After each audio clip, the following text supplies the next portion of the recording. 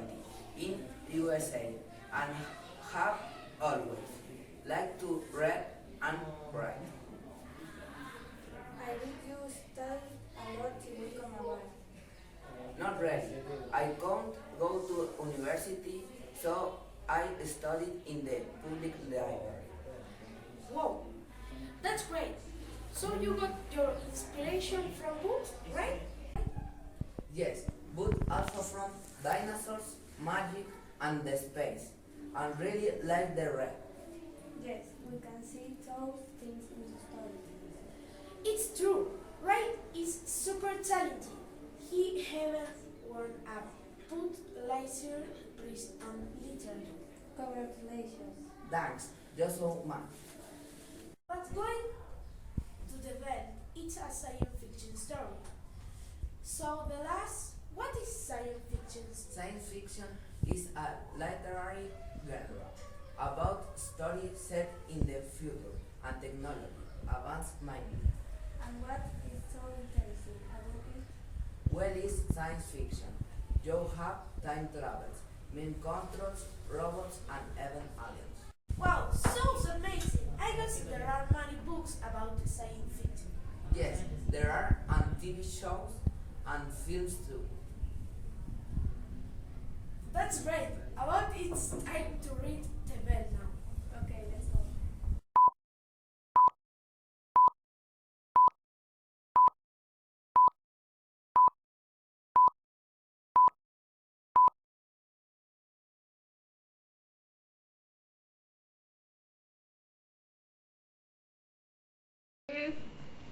George, can you look at the nursery?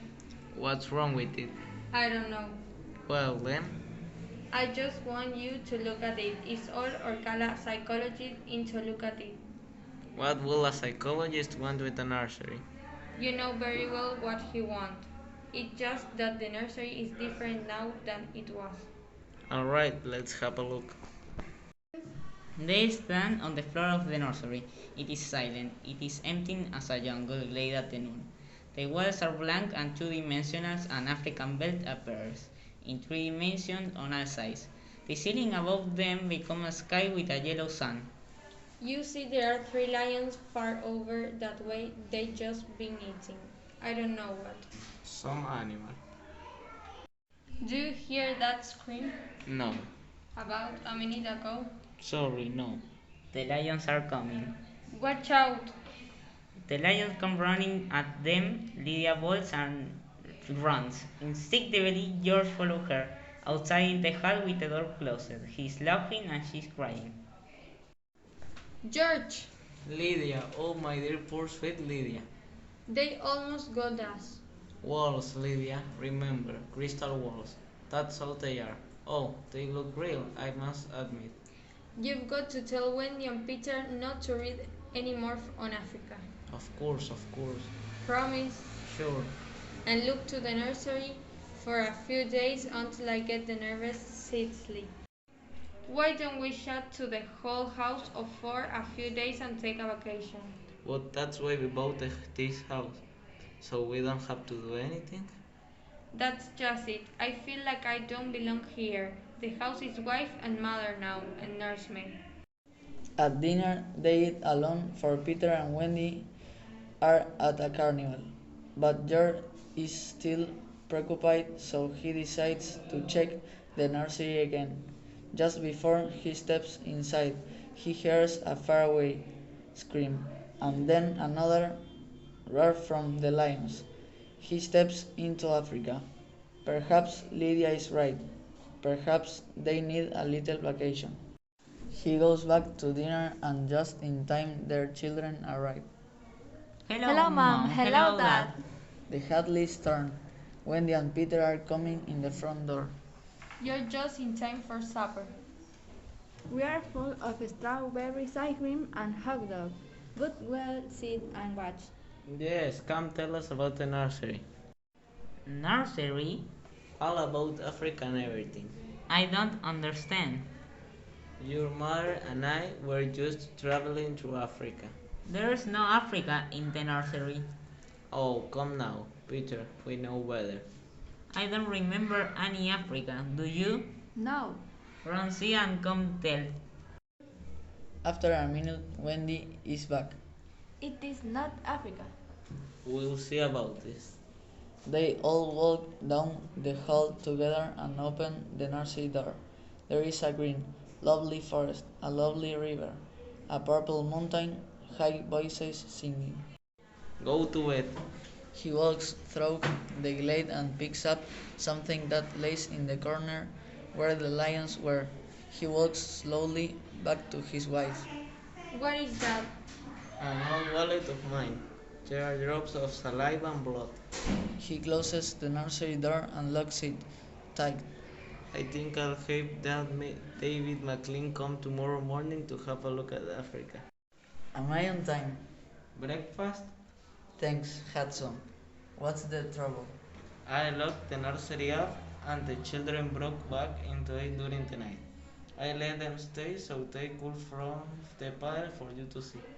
There was a terrible screaming from the nursery. There it is. This doesn't feel good. I tell you, this is very bad. My advice to you is to have the room turned down and your children brought to me every day during the next year for treatment. Is it that bad? I'm afraid so. I don't want the children going any deeper into this. That's all. They go to the fuse box together and throw the switch that kills the nursery. The three children are in hysterics. They scream and throw things. They yell, sob, and jump at the furniture. You can't do that to the nursery. You can't. George, turn on the nursery just for a few moments. You can be so abrupt. No. You can be so cruel. Oh, I hate you. Ensigns won't get you anywhere. I wish you were dead. Just a moment, just one moment, just another moment of nursery. Oh, George, it can't hurt. Alright.